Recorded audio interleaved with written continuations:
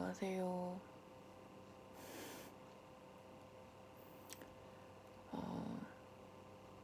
요즘에 유튜브 한동안 계속 안 하다가 요즘 부쩍 제 친구랑 브이로그 찍어서 올리고 있어요.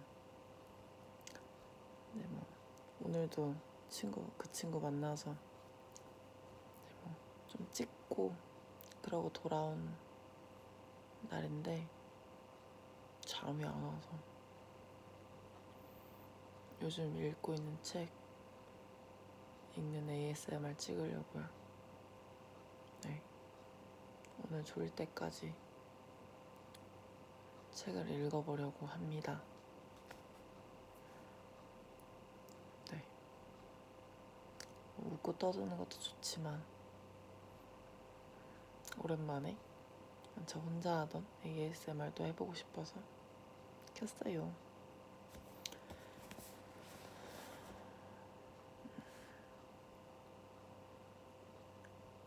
요즘에 읽는 책이 그 인스타 스토리에도 올렸었는데 많이 물어보시더라고요.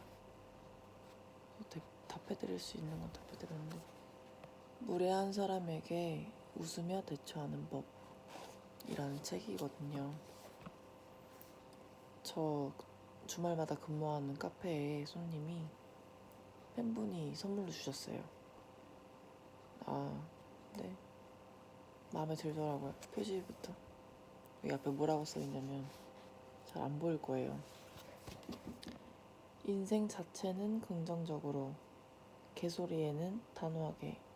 이 문구가 너무 마음에 들었습니다.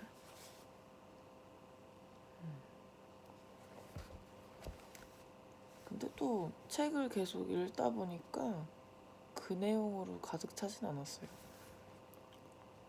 진짜 무례한 사람에게 웃으며 대처하는 법에 대해서 쭉 다 써져 있을 줄 알았는데 그런 게 아닌 것 같아요. 그냥 제가 읽고 있던 그 부분부터 읽어보겠습니다. 66페이지예요. 모든 질문에 답하지 않아도 돼. 스스로에게 질문을 많이 하던 시절이 있었다. 나는 누구지? 뭘 하고 싶지? 나는 왜 이렇게 생겨먹었을까? 같은 물음. 선택할 일이 많았기 때문이다. 지금까지와 다르게 살려면 스스로에게 자꾸만 질문을 던져야 했기 때문이다. 사람들은 보통 행동을 하기 위해 확신이 필요하다고 생각하지만 사실 모든 행동은 질문에서 시작한다. 이건 왜 이렇게 하는 거지? 이 길이 맞는 건가? 하고 자신에게 물어야 한다. 나이가 들수록 스스로 던지는 질문보다 남들에게 받는 질문이 더 많아진다. 어른들은 1000번은 흔들려야 어른이 되는 것이라는 등의 말을 하면서도 정작 흔들리는 모습을 보면 답답해한다. 그 과정에서 성공에 대한 기억일수록 과장되고 미화되어 우연한 사건조차 필연으로 탈바꿈한다는 사실은 되게 간과된다. 그걸 잊은 사람일수록 남에게 이렇게 말한다. 왜 이것밖에 못해? 스스로 질문을 던질 때는 고민들을 주섬주섬 꺼내 천천히 펼쳐볼 수 있었다. 그런데 질문을 받는 것은 나를 한마디로 요약해 변호하는 일이었다. 여기서 대답은 분명하고 일관돼야 하며 다른 사람이 들었을 때 바로 수긍할 수 있는 것이어야 한다. 이런 구조에서는 삶의 디테일이 빠진다. 예를 들어 나는 천주교 세례를 받았고 성모 마리아상을 집에 두고 있지만 불교 서적을 읽는 것을 좋아하고 자주 절에 가 예불도 드린다. 하지만 종교가 뭔가요? 라고 누가 물으면 천주교를 믿는데 불교도 좋아해요 라고 말하지 못한다. 사람은 모든 질문에 대답하지 않아도 된단다. 모든 것에 대답하려고 하면 어떻게 되는지 알아? 잃어버린단다. 자기 자신을.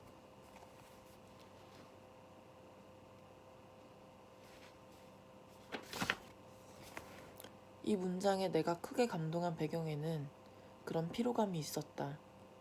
이 대사가 등장한 미리의 책 내가 정말 원하는 건 뭐지? 에는 이런 대답도 있었다. 여기에 나오는 마스다 미리라는 작가분이 그 일본 분인데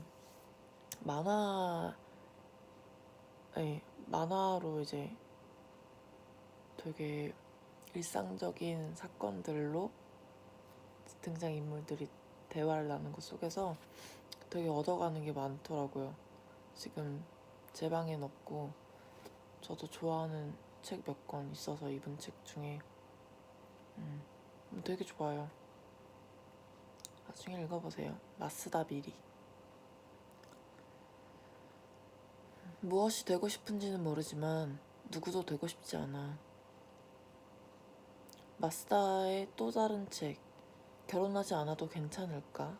는 35세 미혼 여성 숫장과 결혼 후 퇴직한 마이코를 대비해 보여준다. 숫장은 결혼하지 않은 삶에 그럭저럭 만족하면서도 가끔 만나는 마이코를 부러워하고 노후를 걱정한다. 결혼에 임신한 마이코는 결혼 생활에 큰 불만은 없으면서도 아이 때문에 크게 변할 미래를 두려워한다. 결혼하지 않은 숫장이 속편해 보이기도 한다. 이렇게 저마다의 입장이 팽팽히 대립하는 것이 우리가 인생에서 만나는 모든 관계이기도 하다. 마스다의 아무래도 싫은 사람에서는 주인공 숫장이 자꾸만 한 직원을 싫어하게 되자 회사를 그만두는 것을 결말로 택한다. 그 직원을 바꾸지도 않고 숫장이 마음을 완전히 고쳐먹지 않아도 되는 이 결론은 각종 자기계발서에서 줄기차게 말하는 진취성 같은 것과는 거리가 멀다. 그러나 마스다미리는 그것이 실패가 아니라 선택일 뿐이라고 말한다.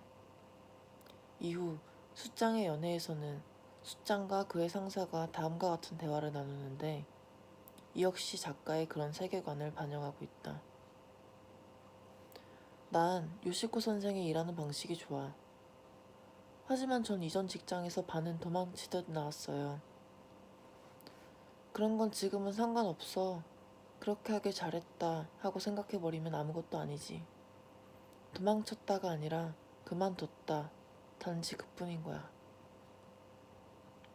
오랫동안 고민해 선택한 결과가 대단하지 않더라도 자신조차 시시하게 여기지 말라는 것. 같은 방식으로 다른 사람이 선택한 인생에 대해서도 시시하게 여기지 말라는 이야기를 작가는 여러 책에서 반복한다. 작가의 에세이 어느 날 문득 어른이 되었습니다에서도 그는 자신의 성격 중 마음에 드는 부분이 한 가지 일에 실패해도 내 전부가 엉터리라고 생각하지 않는 것이라고 말한 적이 있다. 이런 담담한 긍정은 자신에게 계속해서 질문하고 그 대답을 오랫도록 찾아온 사람에게 주어지는 선물 같은 통찰이 아닐까? 시시한 어른이 되지 않기 위해 당신이 원하는 건 뭐야? 가 아니라 내가 정말 원하는 건 뭐지? 라고 질문을 바꿔보자. 그러면 어느 날 또 다른 나를 발견할지도 모른다. 자신에 대한 질문을 멈추고 다른 사람에게만 지나치게 관심을 갖는 건 내 미래가 더는 궁금하지 않아서이기도 하다. 괜찮아? 이 말은 사실 남이 아니라 자신에게 종종 해야 하는 질문이다. 음, 음,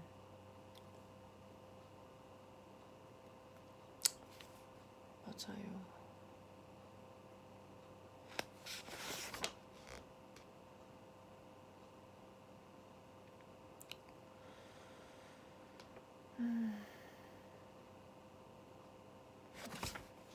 근데 결국에 이런 통찰을 얻기 위해서는 또 선택을 해보는 경험이 필요하다고 생각해요. 선택을 해보고 저 역시도 고민의 끝에 결국에는 남들이 봤을 때 어떻게 보면 도망치고 포기를 한 경험이 있겠죠? 근데 물론 원래 성격도 그걸 용납을 못하겠는데 도망치지 않으면 내가 죽을까봐 너무 힘들어서. 근데 어쨌든 이게 합리화인지 뭔지 그런 선택을 함에 있어서 결국엔 나를 지키기 위해 본인을 사랑하니까 그 선택을 존중하고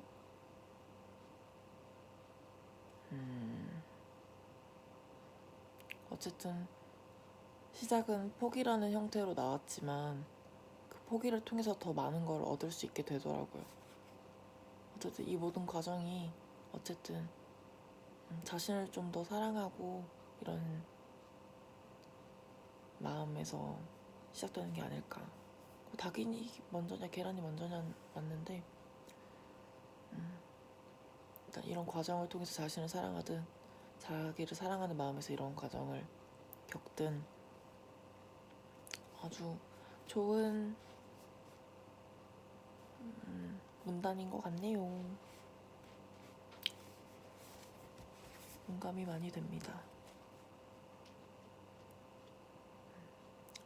이 작가가 되게 책을 많이 썼구나. 제가 갖고 있는 두세 권 중에 두세 권은 여기에 언급이 되지 않는 것 같아요.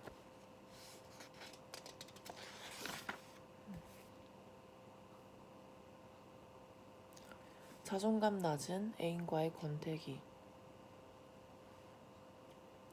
연애 상담 칼럼을 쓰던 때 많은 에피소드를 접했다. 결별에는 무수히 많은 이유가 있지만 20대 때는 서로의 상황이 바뀌면서 다툼이 잦아져 헤어지는 경우가 특히 많은 것 같다. 대학생일 때는 비슷한 상황에서 연애를 하지만 한쪽이 전역을 하고 한쪽은 취준생이 되거나 한쪽은 취업을 하고 한쪽은 고시 공부를 하는 등 입장이 바뀌면서 다툼이 잦아지는 듯하다. 남자 대학생 K도 비슷한 상황이었다. 그는 연애 상담을 부탁한다며 내게 장문의 메일을 써보냈다. 전역을 하고 나니 본인은 대외 활동도 열심히 하고 학교 생활도 더 열심히 해야 할 것 같아서 바쁘게 살고 있는데 1년 넘게 취업 준비를 하고 있는 여자친구는 자취방 밖으로 잘 나가려 하지 않으며 게을러서 살이 찌기까지 해 한심하게 여겨진다는 것이었다.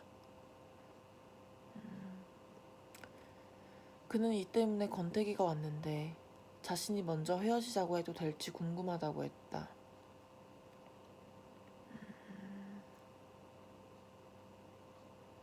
나는 K의 여자친구 같은 사람을 많이 봤다. 취준생일 때만큼 자존감이 낮아지는 경우도 흔치 않은 것 같다. 그럴 때 주변에서 그를 사랑하는 사람이 보듬어준다면 괴로움에서 벗어나기가 훨씬 쉬워질 텐데 쉽지 않은 일이다. 나는 이렇게 답장했다. K씨는 헤어지려고 마음의 결정을 거의 한 것 같고 저에게 질문한 의도나 뉘앙스도 헤어지라는 답을 듣고 싶은 게 아닐까 합니다. 대부분의 고민 상담은 이런 식입니다. 다들 마음속에 이미 정한 답이 있는데 그걸 다른 사람의 입을 통해 확실히 듣고 싶은 거죠. K씨는 저한테 헤어지라는 말을 들음으로써 결정권을 넘겨 죄책감을 덜고 싶어 하는 것 같네요. 지금이 권태기인 것 같다고 했는데 저는 그 말을 별로 좋아하지 않아요. 관계를 끝내고 싶어 하는 사람들이 손쉽게 이용하는 무기라고 여겨지거든요. 모든 관계는 시간이 흐르면서 계속 변하기 마련이고 특히 연인관계 초기의 열정이 친숙함으로 바뀝니다. 그걸 자연스럽게 받아들이고 뭔가 변화를 모색해 관계를 유지하고 성장시키고자 고민하는 사람들은 권태기란 말을 쓰지 않아요. 여자친구가 게으르다는 사실을 사귀는 초기에는 몰랐나요? 그때는 게을러도 다른 장점이 있다고 생각했을 텐데 뭐가 변한 걸까요? 매일 둘이 자취방에서 노는 것이 왜 이제야 문제가 될까요? 사실 사람은 상황에 따라 생각하고 행동할 수밖에 없습니다. 서로의 달라진 상황을 보세요. K씨는 복학생, 열심히 살아보겠다는 의지가 가장 충만할 때죠. 하지만 여자친구는 취준생으로 자존감이 많이 떨어진 상태고요. 여자친구는 취업 준비가 길어져 약간의 우울증이 생긴 것처럼도 보입니다. 그런 여자친구에게 혼내듯이 바뀌라는 말만 한다면 상황이 더 심각해지지 않을까요? 여자친구를 아직 사랑하는지를 스스로에게 물어보는 게 먼저인 것 같네요. 사랑하지 않는다는 결론이 나온다면 자꾸 여자친구 핑계를 대지 말고 헤어지세요. 만약 사랑하고 있다는 결론이 나온다면 그때는 지금과는 다른 방식으로 여자친구와 함께 노력해 나가야겠죠. 여기서 중요한 건 상대에게 바꾸라고만 해서는 안 된다는 겁니다. 사람의 자존감은 말로 한다고 높아지는 게 아니고 실제로 객관적인 인정을 받거나 성취감을 느꼈을 때 높아집니다. 여자친구와 시간 맞춰 함께 운동을 하거나 쉽게 할 수 있는 대화 활동을 하거나 어학원 등록을 하는 등의 노력을 해보세요. 이러한 노력과 함께 여자친구에게 미래를 함께할 생각 때문에 맞춰나가고 싶은 거라고 애정이 느껴지게 설명하고, 달라지지 않는다면 그때는 우리 관계를 다시 생각해야 할지 모른다고 확실히 입장을 전해보세요.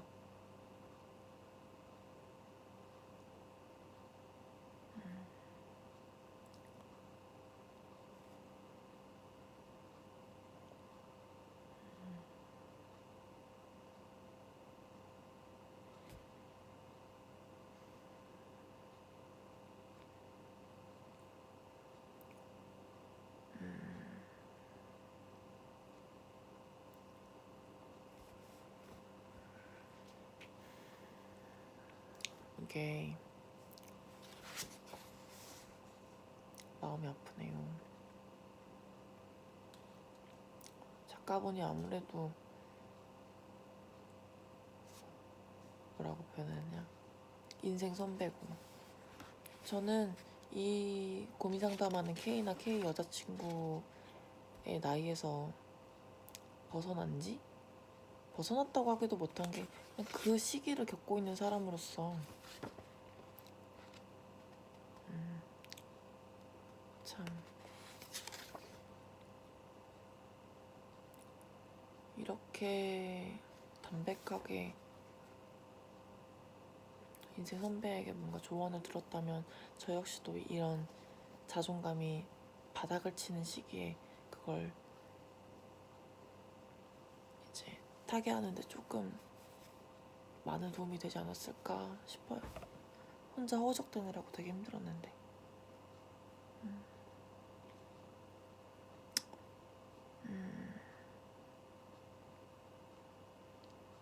진짜 취업 준비할 때가 자존감이 가장 바닥을 치는 시기가 되는 것 같아요. 어쩔 수 없나 보군요. 근데 이럴 때 저도 이때에서 1, 2년 정도 더 지나 보니 지금 이 인생 선배인 이 작가분이 이제 답변을 해준 것처럼 어떤 자기 감정에 대해서 솔직해지는 거, 상대방 탓을 하지 않는 등의 어떤 관계에서의 성숙한 처세가 조금씩 배워지는 것 같아요. 실패를 통해서. 되게 책이 많이 도움이 되네요. 이 책 되게 좋네. 기억 보정의 함정. 요즘은 스마트폰으로 셀카를 찍을 때 사진 보정 앱을 이용하는 것이 거의 필수가 됐다. 사진을 찍고 보정하고를 반복하다 보면 사진첩 속에는 내가 나라고 기억하고 싶은 모습들만 남게 된다. 내가 나라고 믿고 싶은 것만 남기는 마음. 저마다의 기억도 이처럼 보정되고 삭제되는 것이 아닐까? 인생 사진을 남기고자 할 때는 수십 장의 사진을 찍고 그 많은 사진 속에서 제일 잘 나온 것을 고른다. 거기다가 필터나 뽀샤시 효과, 갸름하게 하는 효과를 적용한다. 그러다 보면 내 모습이지만 이미 내가 아닌 이미지만 저장된다. 그렇게 만든 사진들을 계속 보고 또 보면서 그 사진 속 모습이 진짜 나라고 믿게 된다. 그러다가 다른 사람들이 찍어준 내 사진을 보면 화들짝 놀라며 사진이 너무 못 나왔다고 생각되고 짜증까지 나게 되는 것이다. 기억 또한 보정된 사진 같아서 사실 그 자체보다는 편집과 자기애가 꾸덕꾸덕 뭉쳐있다. 그래서 인생에서 무언가를 회상할 때는 상처를 주었다는 기억보다 상처를 받았다는 기억이 압도적으로 많아지는 것 같다. 인터넷에서 진상, 갑질 같은 기사와 그 댓글을 볼 때마다 생각한다. 갑질을 당했다는 사람은 차고 넘치는데 어째서 갑질을 했다는 사람은 찾기 힘든 걸까? 나도 그런 적이 있을 텐데 잊고 싶어서 잊은 거겠지. 기억 보정이란 게 이토록 위험하다. 맞아. 뭔가 인터넷 댓글이나 모든 어떤 사례들을 보면은 피해자가 있다는 거는 가해자가 있는 건데 분명. 그리고 뭔가 이렇게 행동으로, 그러니까 예를 들어 댓글을 쓰게 만드는 그거는 사실 좋은 감정에서 같은 크기라면 좋은 감정은 그렇게 행동으로까지 번지는 게 드문데 나쁜 감정은 이렇게 표현하고자 하는 욕구가 더 센 것 같아요. 그래서 선풀이라고 해야 되나? 좋은 글보다 나쁜 댓글 이런 게 더 많고, 예를 들어 내가 어떤 연예인을 좋아해. 그러면은 좋아하는 마음은 마음속으로만 간직하잖아요. 그냥 보면 좋으니까 좋다 그러고 마음속으로 응원하고.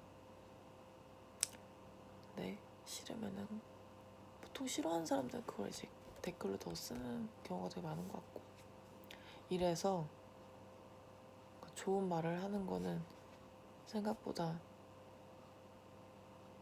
어렵다는 거를 항상 염두에 두고 선풀 달면 굉장히 고맙고 감사합니다.